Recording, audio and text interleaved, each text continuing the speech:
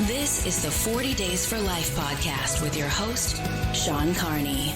Hello, and thank you for joining us today on the 40 Days for Life podcast. I'm Sean Carney, the president of 40 Days for Life, and your host for this podcast, which is dedicated to helping you end abortion where you live. We are going to cover end-of-life issues today, including suicide pods and euthanasia. And so this has been a highly requested podcast, and we have talked about these issues in spurts, but today we will dedicate an entire podcast to euthanasia and dying with dignity, which is certainly a pro-life concern. And so somebody who is very much against euthanasia and is not in our presence, which we are very grateful for, is Mr. Steve Carlin, who is thankfully joining us from Madison, Wisconsin, and not from here. Hey, Steve. Hey, the feeling is mutual. Right back at ya. Shut up. Can we mute Steve? How does that work? Are we able to do that? Also, Ramona Trevino is here. I'm back, baby. You are back. You're back. And what a great episode that we are going to get to. We do have some follow-up on a podcast that we did, a couple of weeks, maybe months ago. We got into this conversation, Steve's favorite topic in the world, which is glorifying Dr. Fauci and COVID. We got into this discussion about when do you postpone your wedding during the COVID lockdowns, during sort of the height of COVID? There were some people that moved their weddings out 2 or 3 years, which is a little crazy. There were some that moved it 6 months. And I understood people that wanted to just move their wedding. I wasn't so harsh on them, unlike other people who maybe root for the Packers. Because you have your whole family. What if grandma can't come? What if, there are some sentimental things where... It's a big day. Yeah, if you move it 3 or 4 or 6 months, I don't think that's the end of the world. I wouldn't do a year or two. Steve was basically you're not in love and you're not a good Catholic or Christian or person if you move your wedding a day. More so just unchaste and living in sin. So this was the problem. So COVID hits. Mm-hmm. The lockdowns happen, okay? And Bill and Sally, who are good, God-fearing people, are like, nobody can come. I don't want to walk down the aisle with a mask. Totally legit. They're not allowing us to have mass, okay? This is when the bishops completely botched, we need God. Let's close the churches. So all of that's going on. And so they're going to move the wedding 2 or 3 months. And Steve is just like, nah, it's because you're fornicating. There was no mercy from you, Steve, on this. So we asked the listeners, because it's not either or. I understand both sides. I just thought you were really hard on the people that postponed their wedding or their wedding reception. And I could understand certain circumstances. There are people that I absolutely wanted to have at my wedding and would be a deal breaker, some of whom are priests. So you were not interested in that at all. But I am interested in the feedback that we got from the viewers because, unlike you, they matter. Yes. Well, let's roll to it. This is from Lynn. Lynn thinks that, I think she says you were way off, but I think she means to say I'm way off. I'm not entirely sure, but she said that, because I was saying that churches weren't closed for that long. You could still get married. And she said that she lives in Los Angeles County. And even in February of 2021, it was still not possible to get married indoors. So I don't know that she entirely is taking a stance here, but she is questioning whether it was even possible in all places to get married. Well, and you came off as and said something that I know you didn't really believe, but when you said it, I was like, it sounded harsher than it was. You said the churches really weren't closed that long. And then we moved on to something else. And I thought somebody's going to write in and say that, maybe from, Los Angeles County, where they were probably still closed today. But so for Texas, yes. I mean, our churches were open, thank God, on May 1st. Mm-hmm. And of course, that's the bubble that I'm coming from, is if it's your wedding scheduled for April 1st, COVID hits, and you postpone it to June 15th, that to me is not the end of the world. It's responsible. And if somebody's still paranoid to come, that's fine. But I remember you saying that, and I know what you meant, but yes. That person didn't. Thank you for making me appear in a better light than Yes. I maybe deserve. What I'm here for. Chris says, my wife and I got married in the summer of 2019. We were engaged for 315 days. If the world had shut down for COVID and we had to cancel all the plans, we would have 100% gone ahead and gotten married. Clearly, because they were already counting down the days, right? Like they know that they were engaged for, what did he say, 315 days? Yeah. 315. Yeah. He also They were adds, engaged I for a agree year. with Sean saying that marriage is a big deal, but marriage can be a big deal without 50 plus people. You can recognize the importance with just immediate family and close friends. And I understand that. And that's my, I wasn't saying you have to have a big wedding, but I'm saying there's this sentiment. It's almost like a false modesty where we don't want anything big and it's not a big deal and we just want something simple. And it needs to be a big deal. That doesn't mean that you take out a second mortgage, but the whole, that wedding was a little extravagant. Well, it's not extravagant if it's what they wanted and they're the ones getting married. And I've been to very small country weddings and they're great. And those were a big deal. And I've been to beautiful, larger weddings and that was a big deal.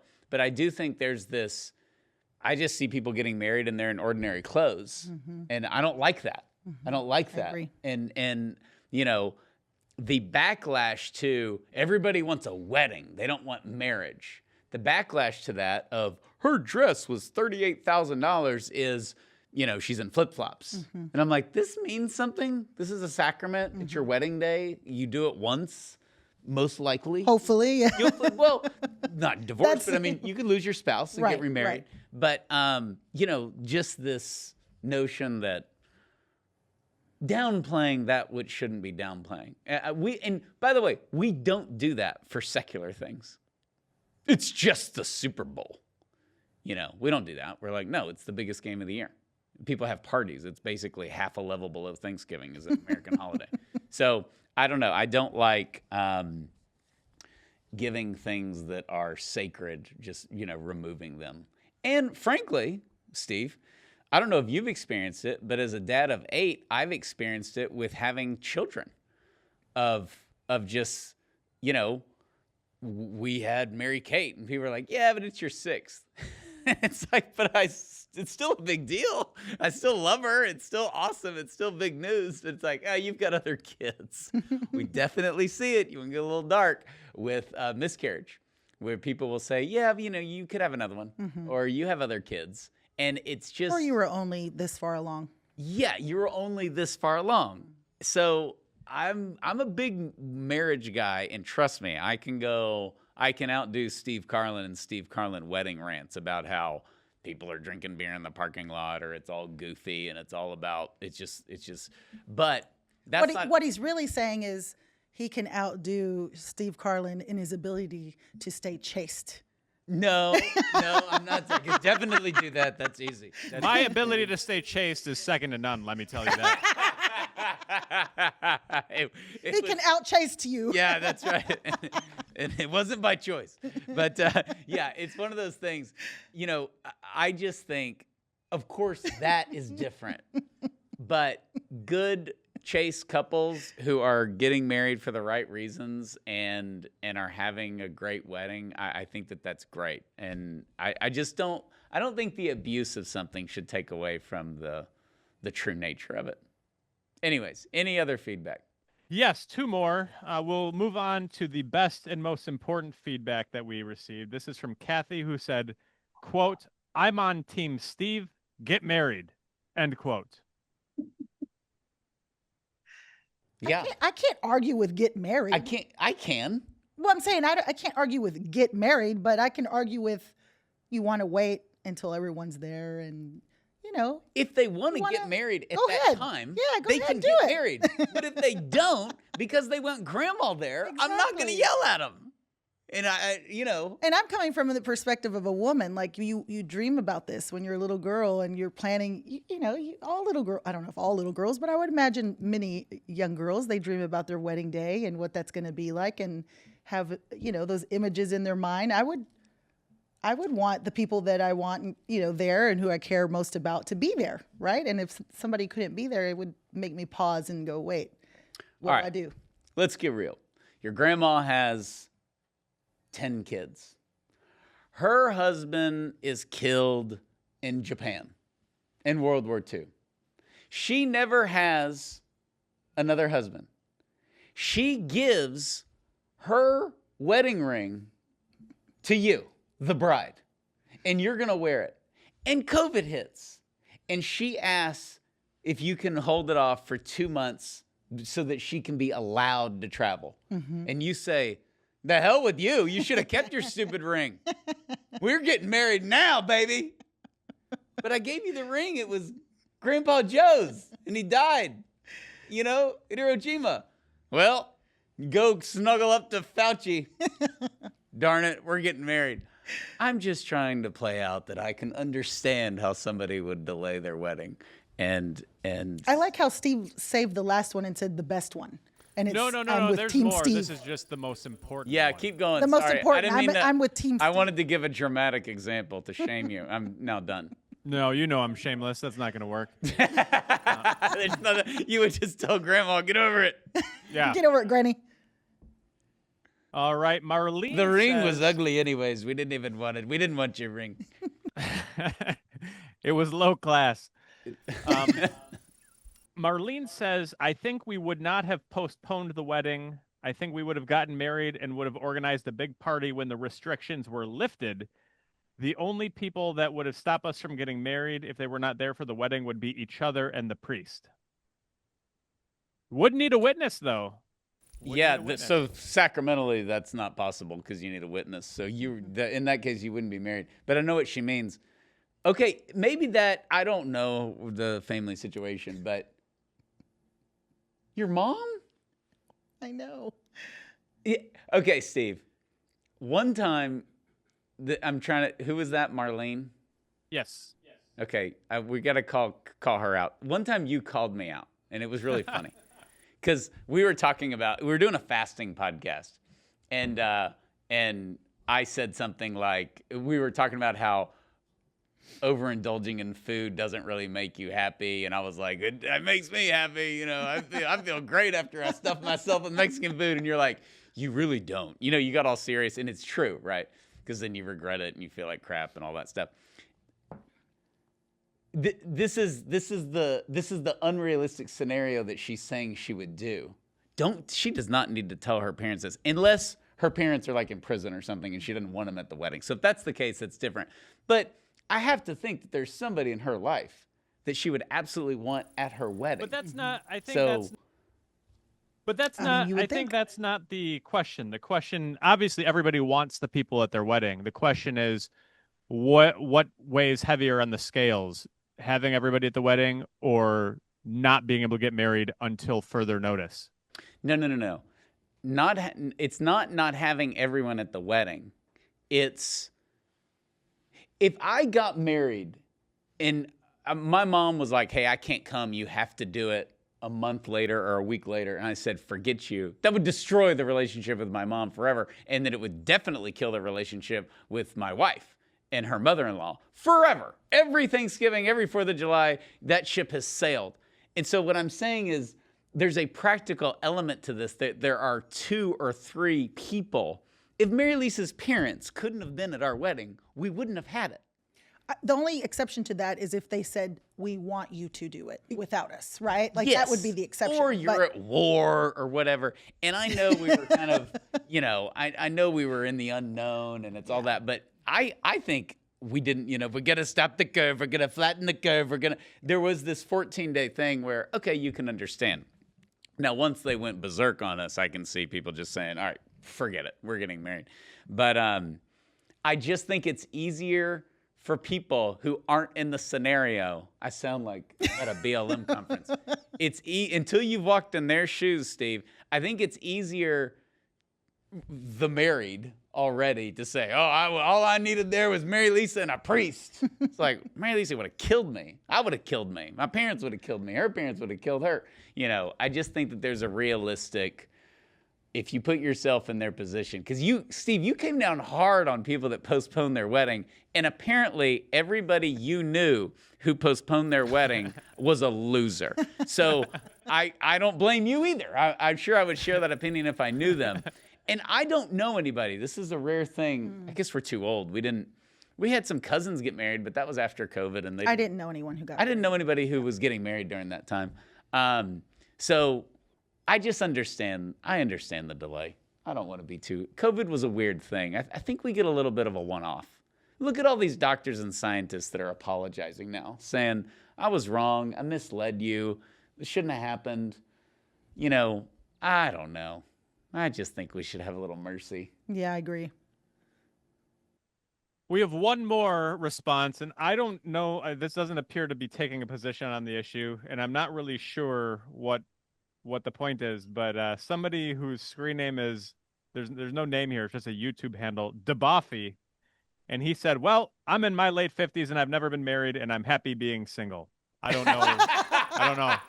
See, he doesn't have to worry about it. Yeah, he delayed. He continued his singleness throughout COVID. So good job. He's indifferent. Yeah, I'm sure we came off as you have to. I think we may have talked about you're single or you're a priest, or maybe that was a celibacy issue. I don't know. What is he referring to the wedding banter at COVID, or what is he writing it about? Yes, that is what it is about. I do not know here. Like, this could be a lot of different things. It could just be someone who's happily single.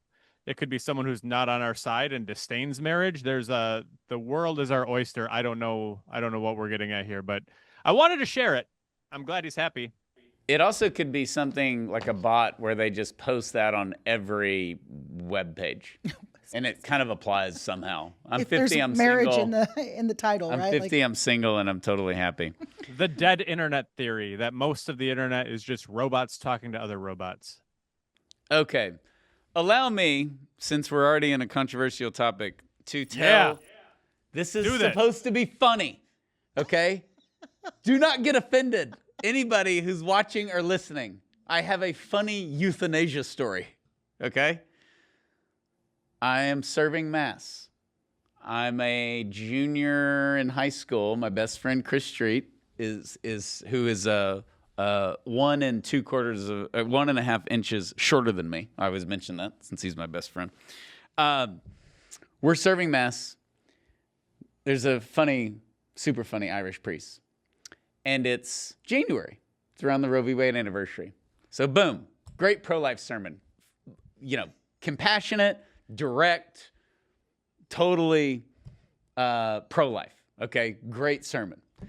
So after Mass, as at most parishes, the priest is out there, and the way we did it, the altar servers stood next to him and greeted people as they were leaving Mass. And here he comes. Boom. Mr. Baby Boomer. Flies up.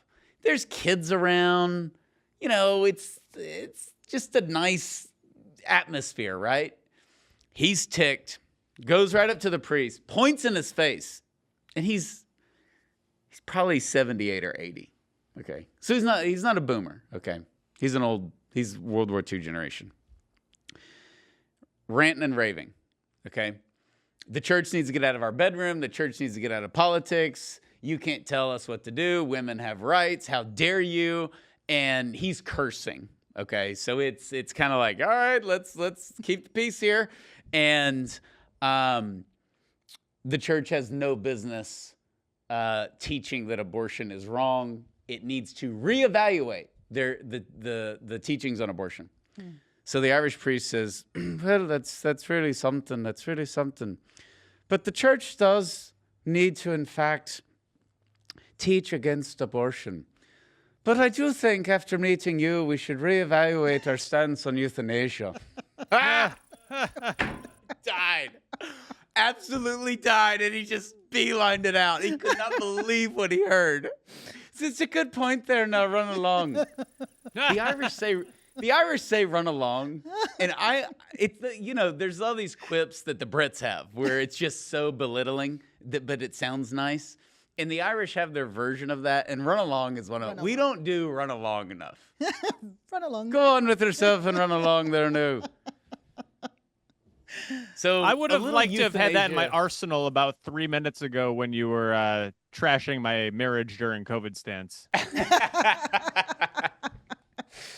Oh, That's so we greatness, should rethink our greatness. teaching on euthanasia because the guy was older. So there is a little bit of you're asking for it. Yeah. And so, anyways, I just wanted to share that That's as we got into fantastic. euthanasia, a serious topic. Okay. Well, that's a nice segue. Yeah, it's a nice segue. Webster defines euthanasia as the act or practice of killing or permitting the death of hopelessly sick or injured individuals in a relatively painless way for reasons of mercy. We often hear it referred to as doctor-assisted suicide, mercy killing, or MAID, which is medical aid in dying. That's Webster. We get all this flack for talking about 1984 and A Brave New World and all of this, and you can open the definitive dictionary of the English language, and it literally says relatively painless way for reasons of mercy. And then the mercy killing is unbelievable, or medical aid in dying. This is, we were talking about the pandemic earlier. This is an epidemic. This has taken off, and there's similarities and differences with abortion. Of course, the argument is if we can go in the womb and we can kill an unborn child who's helpless, why can't we kill an elderly person who actually is desiring it, paying for it, and whose family supports it? So the logic is the same, except that the unborn child doesn't want it. Right. Okay. But the dehumanization factor exists. But Steve, I want you to comment on this because we can dehumanize the unborn because we really don't see them, and it's easier just not to care about them. And euthanasia is, in fact, dehumanizing the elderly person, but we don't think that it is. We think that it's humanizing them. This is what Grandpa wants. He is in a tremendous amount of pain, and he probably is. There are some serious conditions where it's tempting to go, what are we doing here? You know, but especially when they're begging for it. But as the church teaches wisely, they're not always in their right capacity, their right mind. But also, even if they are, we don't see the babies as human overall. It's just kind of tucked away. But we do see them as human, and we don't make this connection that euthanasia dehumanizes them. We think that the killing of them actually humanizes them. That's the biggest difference. It is so, man, I mean, you see a 2-week-old baby, nobody would hurt that baby. They really wouldn't, you know, because it's personal. But if you see an 85-year-old man who's in pain or just depressed and he wants his life taken away, we're like, yeah, let's go for it. And you know what's interesting about this too is that I often have found that people who are, and again, here goes, this is the thought process, right? Is that those who are pro-abortion are typically always the ones who are pro-euthanasia. Oh, yeah. Yeah, it's very never, consistent. Yes, it's very consistent. Yeah. Well, and it goes along with this baby's going to have a tough life, okay? It's the burden. They're poor. The baby has Down syndrome. You know, there's all these reasons. And it's the typical quality of life. And if you don't have a good quality of life in the eyes of an euthanasia yourself, then, and this is why we see the wave of suicide. I mean, the suicide rates are through the roof. And we'll look at like kind of the history of that. But this self-judgment of whether I should live or not, it's really a sign of a lost people. And I think one of the most beautiful things to combat this are the people that die with dignity, that suffer. And we know young people who go through unbelievable pain and suffering, and they offer it up. People with cancer, people with all sorts of diseases. And then you just have this wave of, I'm not doing it. Give me the pill, give me the shot. I'm not doing it, as if that were up to us. And it's very self-centered. People don't want to say that, but it's very, very self-centered, similarly to suicide. And I know there are levels to suicide, but euthanasia is pretty straightforward, where, you know, if you have a child who's been abused and beaten their whole life, and sexually abused, and at 15 or 16 they kill themselves, there's a different culpability for that than the 40-year-old who just says, you know what, I'm tired of the wife, I'm tired of the kids, I'm tired of the bills, I'm checking out. You know, and Dante addresses that. He addresses that in the Inferno, in the section of hell with those who committed suicide is probably the harshest. It's very anti-2025.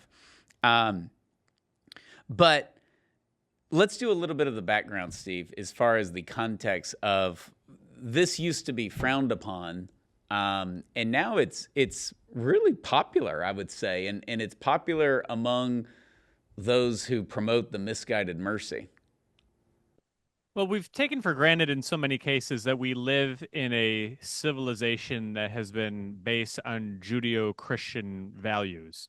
And that involves, unlike any other civilization, our culture places a dignity and a value on the individual. I think if you look at others, whether it's modern day secular atheism or Eastern religions or ancient paganism, if it's not Christian or it's not rooted in the Jewish tradition, there's no value on the individual. It's all kind of like the hive, the collective. And so right now we've got a situation in our society where we still talk about a lot of the basic Christian values like kindness and charity and all of those sorts of things.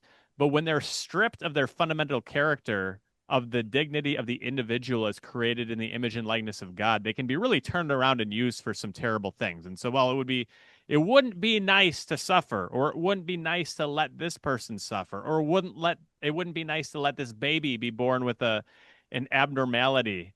And so I guess we can just kill him. And this is a new thing. And as we drift further and further away, hopefully we won't drift further and further away. A lot of people are coming back to the faith. But if we do continue the trend of at least the last 70 years where we're drifting away from God, probably you can make the case it goes back to the Enlightenment. But if we continue that drift, we are going to see greater and greater and greater numbers of scenarios in which we accept violence, first toward the unborn, then toward the terminally ill, then toward the elderly, then toward those with mental illness. And where does it end? I'm not a big slippery slope guy, because I think an evil can be evil without it needing to lead to another evil.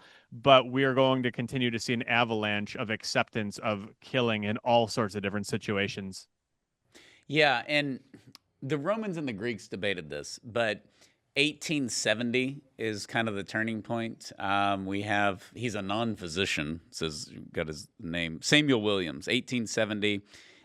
He proposed using morphine and painkillers to end a patient's life. So this is kind of the first that we're hearing about it. He pitches it to American and British physicians, and that's kind of the start of it, is 1870. But it's wacko and it's crazy. And no, we take care of grandma, and we get older, we suffer, but we can alleviate pain, we can make the sick comfortable, but we're not actually going to take action steps to end their suffering by killing them of unnatural causes. So right now in the U.S., we get this question a lot. Okay, the current legal status. Currently, 12 U.S. states and territories and at least 9 countries worldwide have euthanasia. So the states are fairly predictable. California, Colorado, Delaware, Hawaii, Maine, Montana, that's surprising, New Jersey, New Mexico, Oregon, Vermont, Washington State, and Washington, D.C. These are among the bluest of the blue states generally, and then you've got Montana, and this sort of fits where we talked about. I guess this is fitting with Montana rejecting care for abortion survivors when they Montana's a little nuts. It really is. It is. It is not because Matt lives there, but Montana. The reason you get that, because you get very conservative, very red, very pro Second Amendment, all that good stuff, but we got a little bit of them in Texas. You get a little bit of the libertarian, they're all going to come get us one day. Who? They.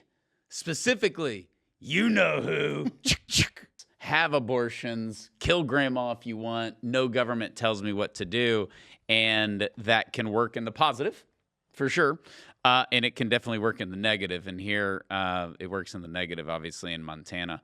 But Idaho is like that, and they don't have that. Idaho is one that I could see if they had euthanasia. It doesn't fit with. I mean, they have an abortion ban in Idaho. It's extremely pro-life, but I could see how that sentiment of, sometimes the libertarians go. But it makes sense, that correlation, right, between the most liberal states where they have the most extreme abortion laws and things like that, with also legalizing, euthanasia, doctor-assisted suicide, because it's the same. It carries that same sentiment, right? It's consistent. It's consistent, like we said before, but also like the reason I feel like this is really gained steam throughout the years, especially after legalization of abortion, is because it follows that same language and that same sentiment of we want to eliminate suffering. It all goes back to trying to eliminate suffering. Mm-hmm. And so it just kind of ends up being the natural thought progression for people of like, oh, well, if I don't value human life in the womb, or I would think that by aborting a baby in the womb is sparing this woman from this, this, and this, then the natural kind of like the thought process, it makes sense that people get to that point where they're like, oh, I don't want to be a burden to my family, because I've often had like conversations with people who adopt that type of language, and I'm like, no, hold on, let's rethink this a little bit, right? Because that's what they're almost in a way just being indoctrinated by the culture, right, without even realizing that they are, to accept this type of language of I don't want to be a burden, right? It's just similar to, the teen girl who thinks that she has to abort because she doesn't want to be a burden to her family, or that's the only way for her to, like let's say mom and dad are struggling financially or whatever, and if she has another baby, they're really going to struggle. And so it just makes sense that this is like that natural progression of going from a culture who accepts abortion in all these different scenarios under all these different circumstances to now, these states and countries that are like, okay, like the natural progression now would make sense that we get to the euthanasia, right? That we get to the euthanasia. We're going to get to this in a minute, but I don't want to forget it. But there is an issue with the involuntary euthanasia where the family is making the decision, and people don't talk about this, but estate planning falls into this, where we can sit here and drag this out for 2 years or 3 years, or we're going to get the probate and the lawyer, and we're all going to get checks in 3 months. And really, he wasn't that great of a dad anyways.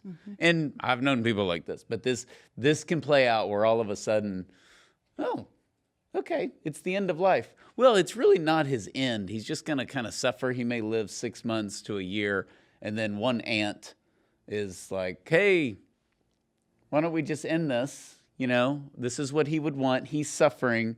And it's an easy rally cry where there's money on the table. So that's definitely part of it. Okay, Oregon was the first state, famously, to legalize it in 1997. I don't know if y'all remember this. I remember this. I do. I remember it, and I was in high school, super pro-life. I couldn't believe Oregon had euthanasia.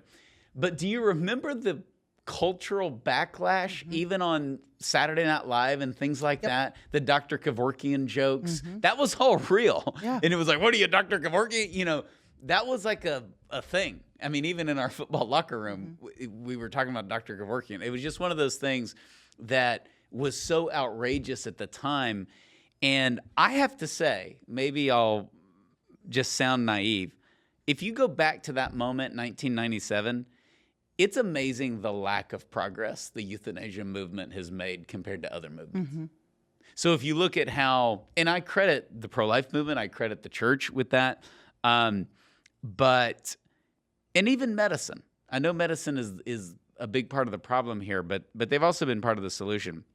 But if you look at, you have Oregon, and then basically we added 11 states since 1997. That's hardly progress. But I feel like the other states happened very quickly. Like it seems like, I don't know, but it just felt like it happened all at once. Yeah, Ohio enshrined abortion in their constitution. It's one of the most pro-life states. I mean, that's a huge victory for the abortion industry. The Florida victory for the pro-lifers, the overturning of Roe, the 26 states that have abortion bans or highly restrict abortion. Those are big victories. They don't really have that. They have an expected list aside from Montana, but whatever. It's cold up there. Maybe they're just sick of taking care of grandpa. But, New Jersey, Maine, Delaware, California, none of those are surprising. I just think in 2025, and we're coming up on 30 years since the first state. Right. Steve, if I'd have asked you in 1997, Oregon passed euthanasia, how many states are going to have it by 2030, I would have said at least half. Yeah, it's a tough thing to ask because I have been surprised. There were things that 25 years ago were just universally accepted as bad, which are now good. Euthanasia is one, drugs is another. But I think given the just sort of the cultural leftward shift that we saw during the Obama years and beyond, I definitely would have expected it to be. I don't know what I would have said 30 years ago, but I can tell you 15 years ago, I would have thought it would have swept the nation. I'm going to disagree with you on the drugs. And the reason I say that is because that's a big topic now. So I know what you're saying, which is legalizing marijuana in all these states. We would make, well, you're a druggie, you're a dope head. And, we left it at that. And then all the marijuana people ran out and got doctorates and medical degrees. Oh, you don't understand. I'm not going to do their voice. It's not fair. But I'm against marijuana, right? Legalize marijuana. I've listened to their arguments. They make a lot of good arguments. I'm still against it. I just think it's a gateway drug, and they pull out the stats. And my biggest argument is when you look at the cities who legalize marijuana, the crime rate skyrocketed. That's it. And it doesn't do that with alcohol, and it doesn't do that with tobacco. And alcohol and tobacco literally built America. They're two of our largest industries going back to our founding. We weren't built on weed. And when we incorporated it into Denver, it ruined Denver. And it ruined Cheyenne because Wyoming's right across the border. You can just look at that. That is a fact. So I'm against that. So I understand that on the marijuana. But the drug thing is different because in high school, if the kid next to you, which did, I had two friends, the bell rings, they get up and they go take their Ritalin, okay, for ADHD. And no thought. Nobody thought about it. And I don't know anything about Ritalin. I know Tom Cruise was the first one against it, and now everybody's against it. So I don't know. My kids aren't on Ritalin. I'm not on Ritalin. I probably need to be on something. But they took the Ritalin. Steve, if you got up in front of your church and you said, all of my kids are on Ritalin and I take a blood pressure pill, your van's going to get attacked after Mass. So, with COVID, your favorite topic, all those people that rushed and got married, now there's this huge mistrust of big pharma. You didn't have anybody like RFK with any kind of legitimate platform. So you also have these awareness campaigns like fentanyl. I mean, in the 90s, if people were doing coke, it was kind of cool. I mean, all those 80s, like Don Simpson and Jerry Bruckheimer. Well, Don Simpson, I think he died, in 95? He produced Top Gun. But the whole Hollywood scene was still kind of coke. And it was, cocaine's dead, I think, now, overall. I don't know. I've never done cocaine. Producer John will know that. He has a ponytail. He's big into the coke scene. Is coke dead? I heard it was making a comeback, like it was becoming popular again. And but in this day and age, it comes in popular, it's out. The next, who knows who can keep up. But so what you're saying, Ramona, is Sean shouldn't say I've never done cocaine. He should say I have not yet done cocaine. Look, here's what I'm saying. We get people that lose their marbles because you have a Diet Coke and it has caffeine. And I just think the whole, we accept all drugs now. I'm like, no, we don't. We've had kind of a backlash, a good one, against narcotics and the war on drugs and all of that. I think the marijuana thing misrepresents the overarching thing that a lot of people think these are good drugs. It's like cholesterol medicine.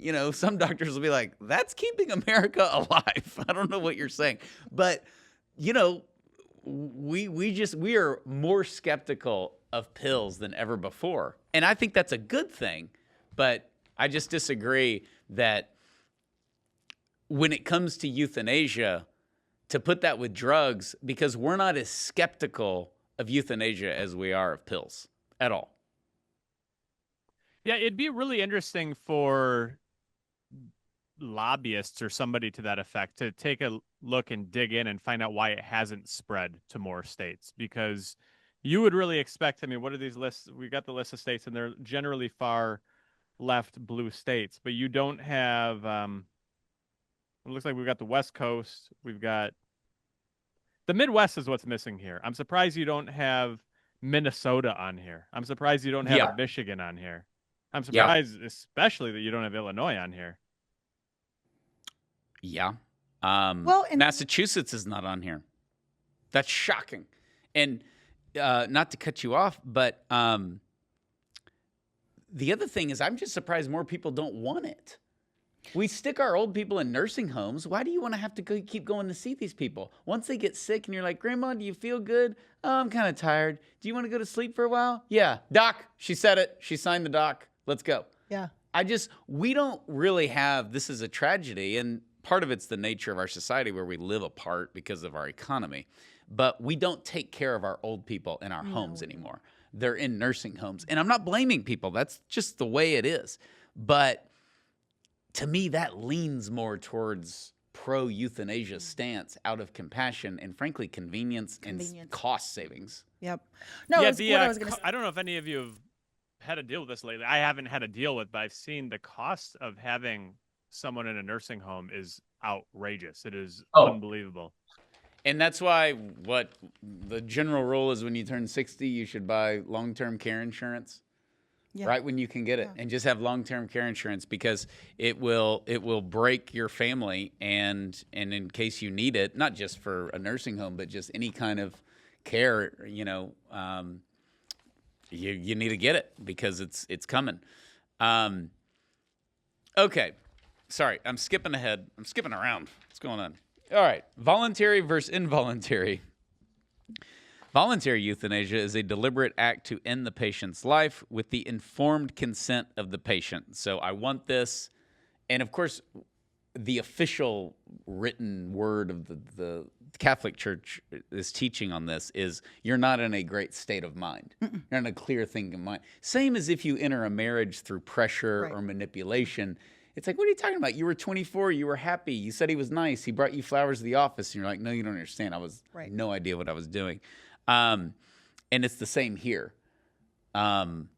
This is also, I've heard this debated with using violence to get somebody to confess to a crime. Mm-hmm. And, we've had CIA agents, tell us you can get somebody to tell you that they're Krusty the Clown if you torture them enough. It's just not going to be genuine. They'll say anything. And so the voluntary is very questionable. Involuntary is performed without the patient's consent, comatose, or a child. This was Charlie Gard. Often on those unable to communicate their wishes. This is illegal everywhere. Not in England. Doesn't mean it doesn't happen, Did that pass? Well, What'd you say, Steve? It doesn't mean it doesn't happen just because it's illegal, right? That's true. That's true. Well, it happened to Charlie Gard. That's right. It happened to Charlie Gard. Yeah, international big time. International big time. But Ramona, in the when U.S. you said it's illegal everywhere. Do you mean everywhere in the U.S.? Well, it's not like an official law everywhere. Okay. Like it happens, but it's not like an official, we allow involuntary. Well, here's what I mean? Yeah. Well, the thing that's coming to the United States that everybody's scared of, which is why we're doing this, is that the healthcare system determines whether you can live or not. Yep. The healthcare system outside of the U.S. is run by the government. So when Canada or the U.K. says, Charlie Gard is useless, he's going to lay around all day and drool on himself, we're going to kill him. And his parents say, we love him, don't do that. And they say, but this is what the judge said, it is in Charlie's best interest that he not be alive, which I'm sure was news to Charlie. And the state won. Mm-hmm. So the state controlling health care. Well, and there's a perfect example of that as we continue on, of a woman in Canada that happened to. Okay, first I want to go back to that. Let's give the arguments for euthanasia, besides the baby boomer yelling at the priest about abortion. Okay, it's terrible. The first one is autonomy, which is also the argument for abortion. Exactly. It's basically the same thing. Yep. The right to choose for one's death. Okay. Compassion, same as abortion. Relief from unbearable suffering. Dignity, maintaining control at the end of one's life. So when I said die with dignity, they started using that against us. Yep. Because dying with dignity is dying of natural causes, suffering, Yep. all of that. And they say, no, this is dying with dignity, you know? That you get to determine this, and you get to die on your own terms and the way you want, and without suffering, and even without humiliation too. Because, you know, I don't know about you all, but I was blessed, and I say blessed, to have been able to be at the bedside of both of my grandparents as they were suffering with cancer and dying at the end of their lives. And it was a tremendous blessing for me, as much as it was for them, to have their family by their side, caring for them, whether it was, you know, an accident that needed to be cleaned up, you know, so like all of those things that they talk about. Well, oh, you know, you want to be able to die with dignity. Do you want somebody wiping you, changing your pamper, whatever it is? And I'm like, yes, I do. If I've done my job as a mother, then that's exactly what's going to happen. Right. Yeah. Did your kids participate? Some of them witnessed that, yeah. So the older ones, yeah. Yep. Yeah. And it was a tremendous gift. And I know people say that sounds weird, but I've experienced both sides of that. I had my father who died tragically and quickly without, you know, knowing that was going to happen. And I would take the other, you know, the prior any day, because that gave us time to care and love and nurture the person that we knew was going to be passing soon, right? That's really beautiful to hear, because I think people in conversations say that of, you know, we had a friend who died tragically in a car accident, and then we have a friend who just is on a 7-year battle with cancer. And, you know, there's the debate is, when I pick your poison, I mean, it's both of them are hard, but for you to say that, of just being able to actually care and be there, and even though your grandparents were suffering, it's just different. It is. And being able to say goodbye. Yeah. I think that's a big part Well, I of lost my dad in a car accident. And so it was one of those things where it's jarring, it's shocking, and I would much rather have had my dad have a terminal illness, Right. and be able to know it's coming, Right. and have those moments to care, to pray by his side, to care for him, wipe him, you know, all of those things, which is what I had with my grandparents. And I would not trade that for the world, because it was just that, even though that grief was heavy and that grief was still there for my grandparents, there was an alleviation of that grief because I was able to be there by their side. Yeah. Yeah. And fortunately, we have not had that sudden tragic death. I mean, I would say all of my relatives and Mary Lisa's relatives have had what we would say a happy death, with family around, relatively low amount of pain. And just, we were all able to say goodbye to everybody. And of course that can change, but I think that, number one, that's a mystery. Number two, it shows that either way, it's not up to us. It's not up to us. And, you know, okay, so those are the arguments for euthanasia. The arguments against euthanasia are obviously the sanctity of the human person. This is not our life to take. This is not the point of medicine. And I know we can't get into all the depths of this, of when you can pull the plug, to put it that way, because there are times. It's complex. It's complex, and we probably need to have a specialist in that. That'd be a great podcast. So we're keeping it at the 50,000-foot view for now. But the slippery slope is a concern, because this is the problem. And Steve, I don't know if you've encountered this. This seems like something you would rant about. And I don't know enough about it. But my experience, we'll just name them, with hospice has been great with my relatives. And I've heard the horror stories of hospice just comes in and they're basically like Michael Myers from Halloween. That's the end of it. And I feel like they get a bad rap because maybe they do go in and they're basically, you know, paid to just, okay, wrap this up. But my idea of hospice has always been, it's typically, we've had some relatives with extremely painful cancer, and they have to relieve your pain, and then that's, you know. But there is I was talking to Father Felix about this one time, of you can go to the level where you can use the morphine to end their life. But that's, from my experience, that's not what hospice has done. But they get accused of that a lot. Am I wrong? Well, I think it's probably like anything else. You can have something that is good that has bad people involved in it. And most of the people are good, but some of the people are bad, right? Like you can acknowledge police brutality exists without having to go full defund the police. And I think this is similar. I think there are many wonderful people who work in hospice, and overall it is a great thing. And I think there are probably scenarios in which there are abuses that are deeply contrary to the dignity of human life. I once had lunch with a woman who she went to law school in her 60s. It's fascinating. Her mother passed away, and in the process of dying, in the process of this woman's mother dying, she was very unhappy with the treatment of her mother. And so she went to law school and became a lawyer post-retirement to be an advocate for elderly people. And, she could point out some really remarkable cases where there were hospices that were definitely, according to her, engaging in involuntary euthanasia for financial means. But I also don't think that means that we need to throw the baby out with the bathwater and suggest that hospice as a whole is rotten to the core, because I don't believe that either.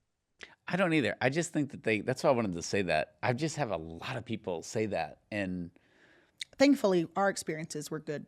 Yeah. And I've known people who work there. It's just, they're like, they're no different than Planned Parenthood. That's been said to me. And I'm like, that's not completely unfair. So that's interesting. Yeah. Okay. Palliative care. This is the alternative. Mm-hmm. What is that? That palliative care is just a specialized medical approach that focuses on improving the quality of life for the person has that serious or life-threatening illness. It's to alleviate the suffering, manage their pain, nausea, etc., and provide emotional and spiritual support to the family. So I had a friend who got diagnosed with terminal cancer and was going through everything. And, it's the shock of the news and then the surgery and then just this whole process, right? And many listeners have gone through this. And she said, this is the best thing that's ever happened to me and my family. Mm-hmm. And that is so far from the pro-euthanasia argument, which is this was a gift. This is truly the disposition of the cross of our Lord. And it's not fun. It's not easy. But it's the best thing. You need to define best. That's for our soul, for our eternal well-being. And I always thought that was beautiful. I'll never forget that. And, we write that off, that the pain can be good. And I think the scary thing here, Sean, is that, I think when we think about euthanasia, our minds go to the elderly, right? Yeah. And of course, we are talking also about terminally ill.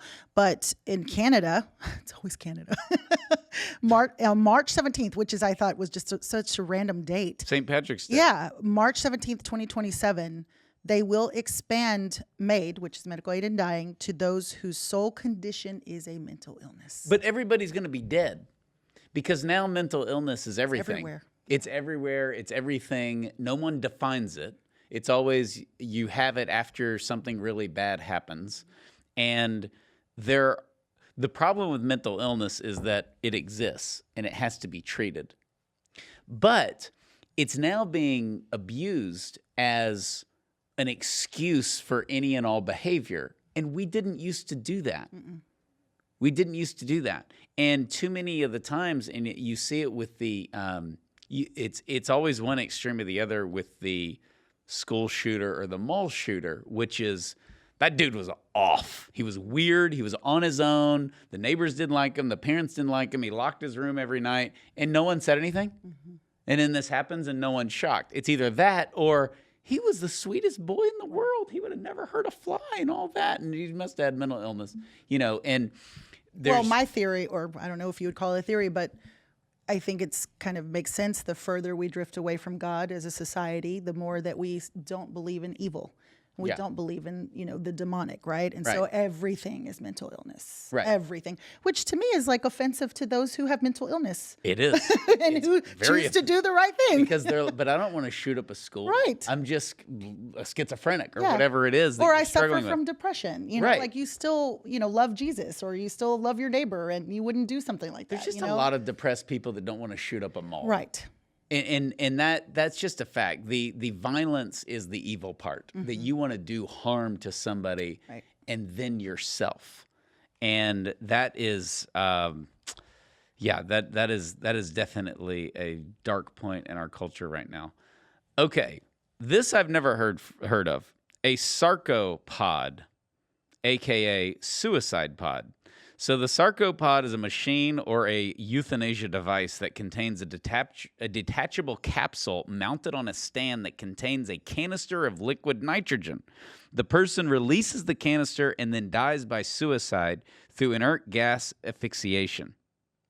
The inert gas decreases oxygen levels rapidly without triggering the sense of suffocation. So you're suffocating yourself without the symptoms, essentially. Quickly. Yeah.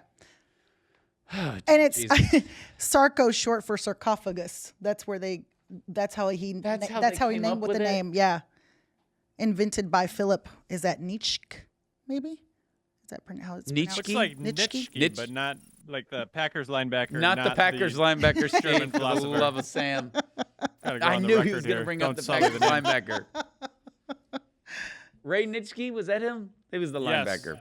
Yes. that This was him. guy, unlike Ray Nitschke, who played defense and was a great guy, this is he's an Australian humanist. Of course he is. We all love humanity. We just can't stand people. He's a former physician. That's a good thing. He is the founder. You've got to be kidding me. He is the founder of Exit International. He either has an unbelievably dark sense of humor or he's a psychotic. This is the nonprofit organization which advocates for the legalization of voluntary euthanasia. It's Exit International. I'm know. not trying to laugh. I know. It's like something out of Saturday Night Live. know. It's like when we used to make fun of this with Dr. Jack Kevorkian. Exit International. What do exit- y'all do? Help you exit.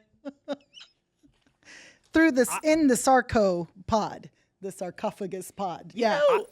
I don't think this sounds like something out of Saturday Night Live. This sounds like something out of Batman. Batman, or you read the book The Giver, it definitely has Billy has been exited. It's definitely out of The Giver. It's definitely out of 1984 or Brave New World. This is a big Brave New World. Great book.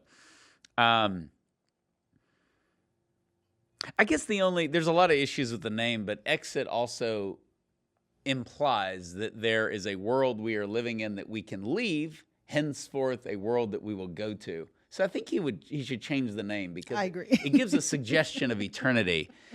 And there's probably a psychotic world where people are doing this or a well-intentioned world, I guess I should say. And they're going to heaven. Is there, this is when you can write in if, Yeah. but we can't get too much into this because it is very, very sensitive. But, there was a time when the Catholic Church wouldn't do a funeral for you if you killed yourself. Right. Some priests still won't do that. It's all on the circumstances. So please don't write in and say that your son committed suicide and then we don't care about them. That's not what we're saying. But it doesn't really apply to youth.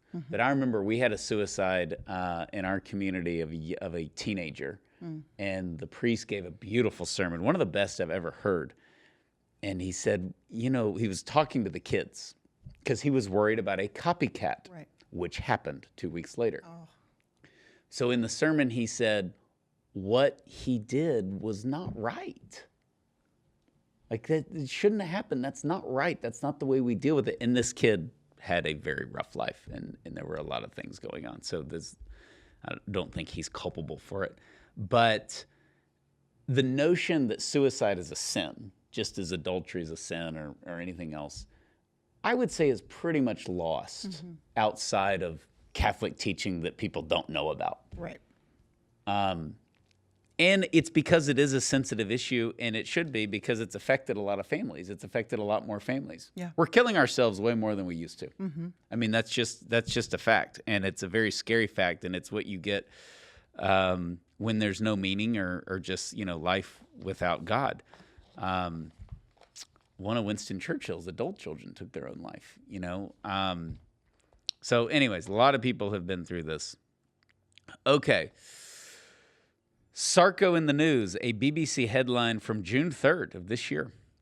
Euthanasia activist arrested over suicide pod dies. So the pro-euthanasia activist who was arrested following the death of a woman. Yep. So Sorry, go ahead. He got arrested because this lady died, and he got arrested. And it was illegal. And it was illegal. We call that murder. Yep. And then he died. Okay, so a pro-euthanasia activist who was arrested following the death of a woman using the world's first so-called suicide pod has died. Dr. Florian Willett, 47 years old, was reportedly the only other person present when the 64-year-old American woman took her own life using the device in a forest in Switzerland last September. This is so sad. The pod's inventor, Philip Nitsky, told BBS that Dr. Willett died by assisted suicide in Germany. Mm-hmm.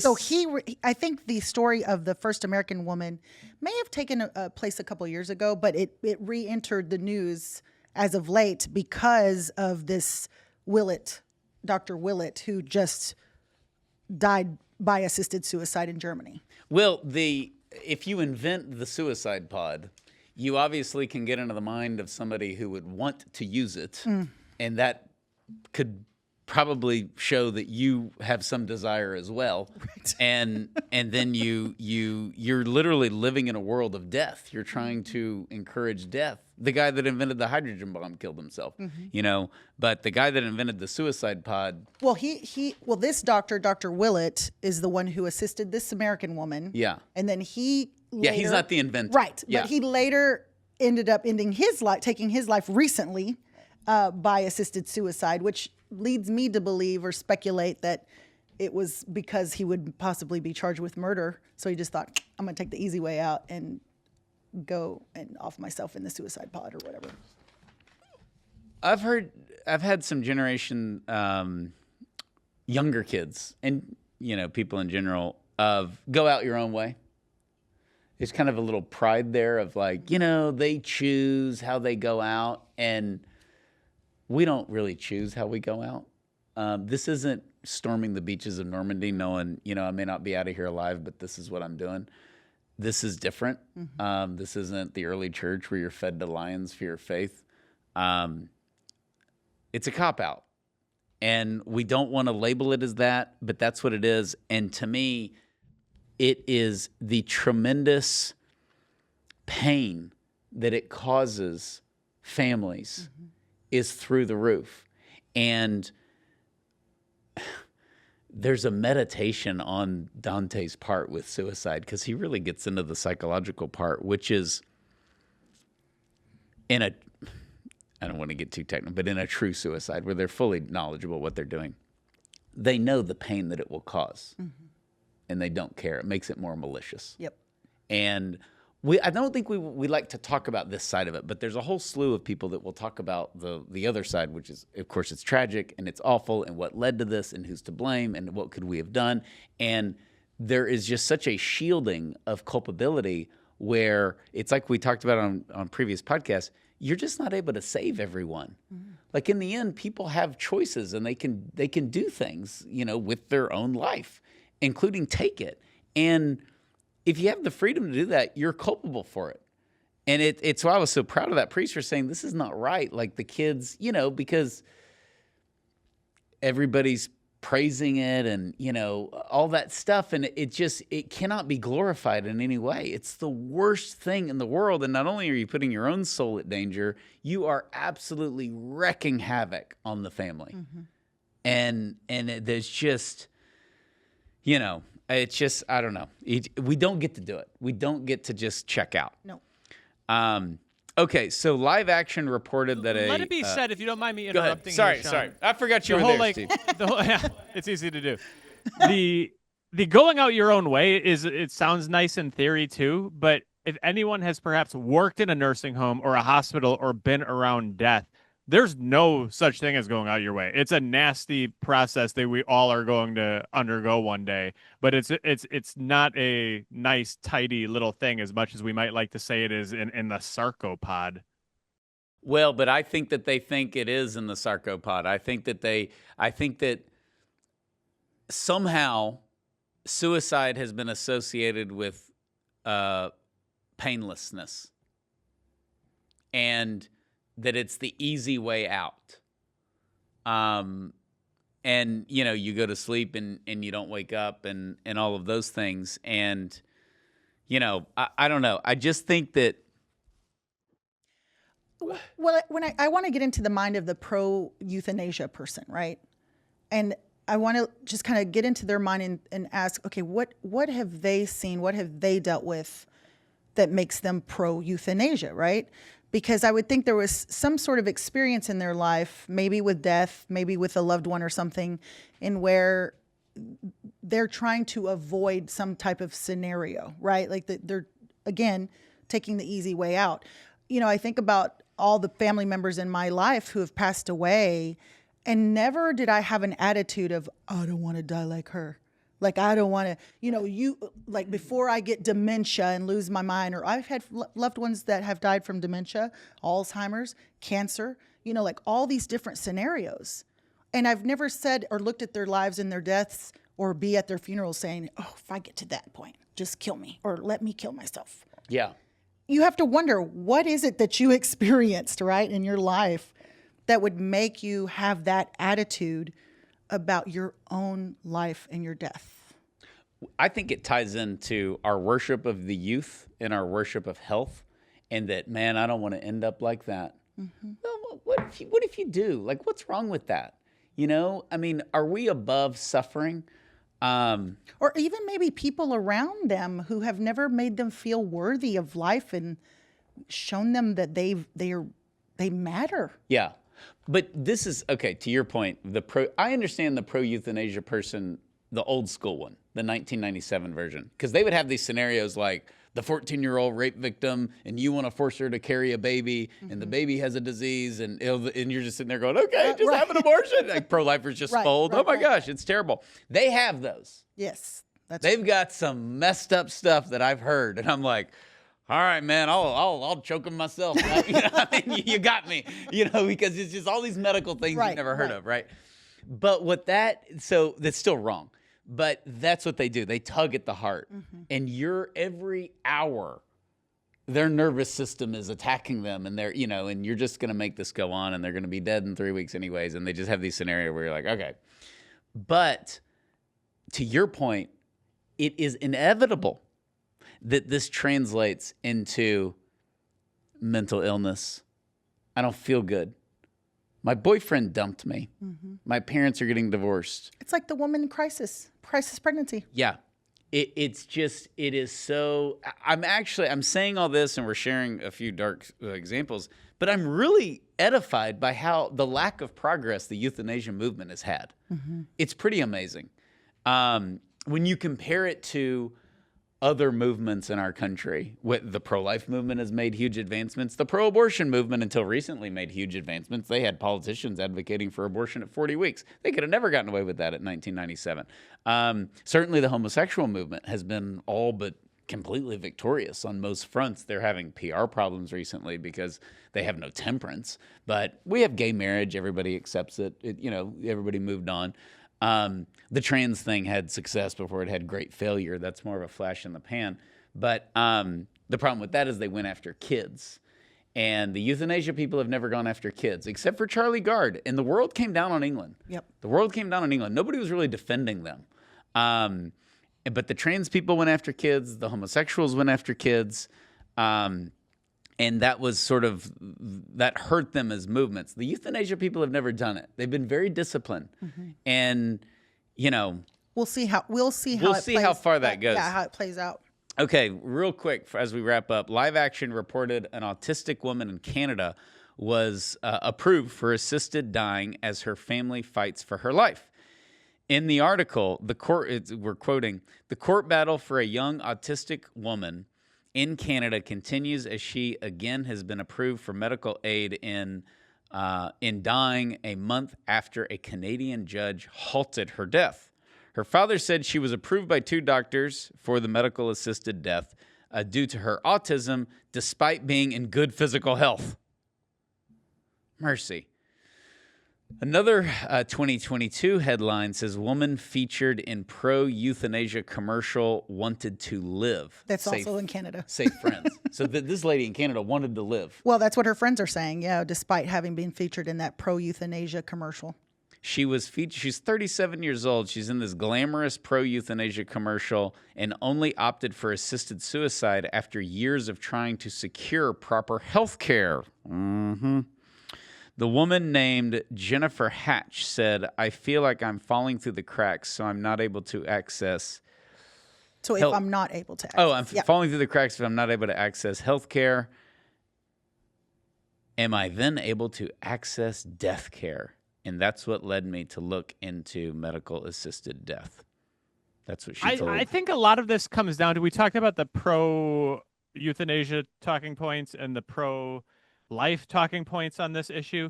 And I think it all comes down to, who do we belong to? If we only belong to ourselves, then autonomy or compassionate relief from unbearable suffering or dignity in maintaining the control of our own life, perhaps that makes sense. Then we would have the right to end our own life. If we belong to the government, then we have perhaps the obligation to end our own life, because it's expensive to keep people alive, but we belong to God. Yeah, we belong to God, and we have a responsibility to each other. Mm-hmm. And that's the big one. Look, we all have bad days. We all have dark moments. We all have, like, oh my gosh, I can't. And you know, it can be exciting to look ahead in life. I'm always 10 years ahead, and Mary Lisa makes fun of me for it, but she's like, it's good too. You're good at planning and you're thinking. She's like, we don't need to move. I'm like, yes, we do. You know, and there's just things that have happened where you plan ahead, but that can also be a negative of just, oh my gosh, what problems will I have in 10 years? Or what, it can work both ways. What will be exciting in 5 or 10 years or 20 years? What will be negative in 5 or 10 or 20 years? And I think it is,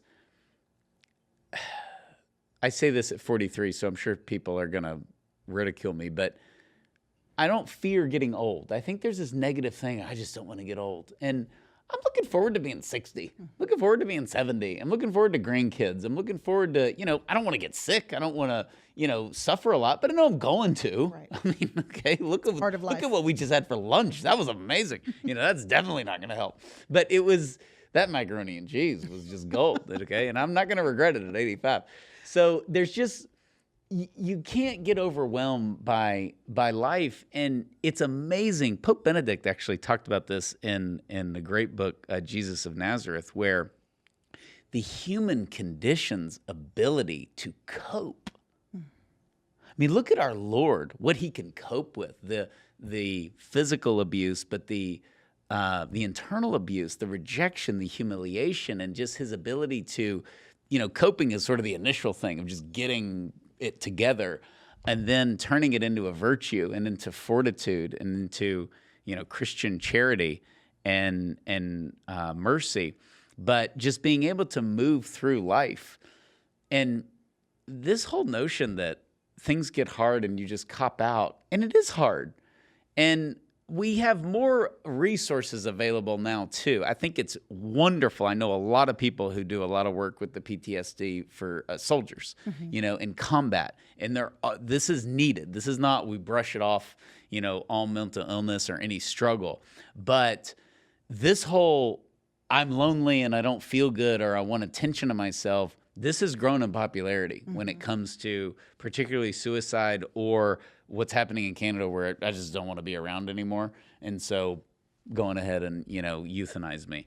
It's very dangerous, and it's bad for the people themselves. And the propaganda is so heavy there too. Yeah. That it's a good. And as we mentioned earlier, this some of this is definitely tied to finances of the healthcare system not wanting to support these people. Yep. That's just a total, and the Canadians will tell you that.